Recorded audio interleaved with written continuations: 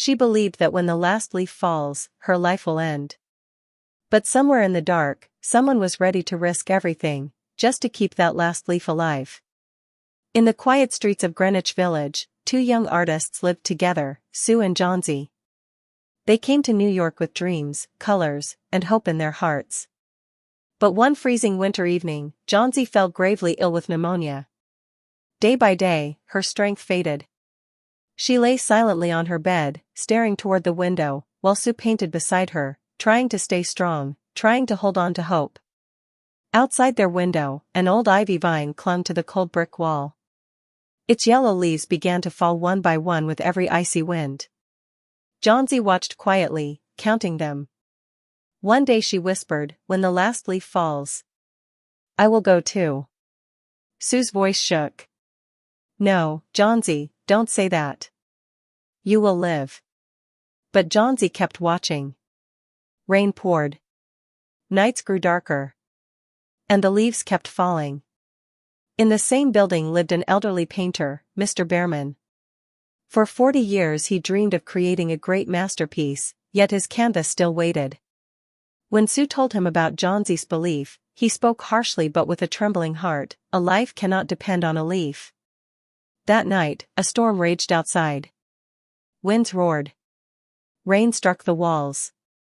While Johnsy slept, a silent battle formed beyond the window. Morning light gently entered the room. Johnsy opened her eyes, and gasped. One leaf was still there. Weak, yet unbroken. All day it hung on. Night came, and it remained. The next morning, still there. For the first time, hope flickered inside her. "If that leaf can stay," she whispered, "then maybe, so can I." From that day, Johnsy began to fight for life. She ate, spoke, and smiled faintly. The doctor nodded with relief, hope had returned. But that evening, sorrowful news arrived: Mr. Behrman was dangerously ill. He had been found outside during the storm, soaked and freezing. Pneumonia had struck him too. Sue went to his room. On the table lay wet brushes, green and yellow paint, and an untouched canvas. Her heart trembled. She rushed upstairs, opened the window, and looked closely at the leaf. It did not move. It did not shimmer with rain. It wasn't a leaf. It was a painting. Sue sat down and cried softly.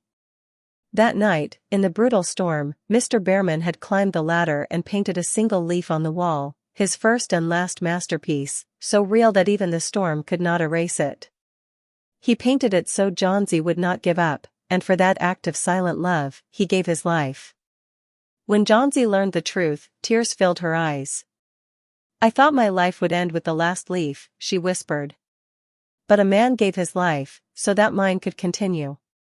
From that day forward, she chose to live with courage, to spread hope to every broken heart, just like the artist who saved hers.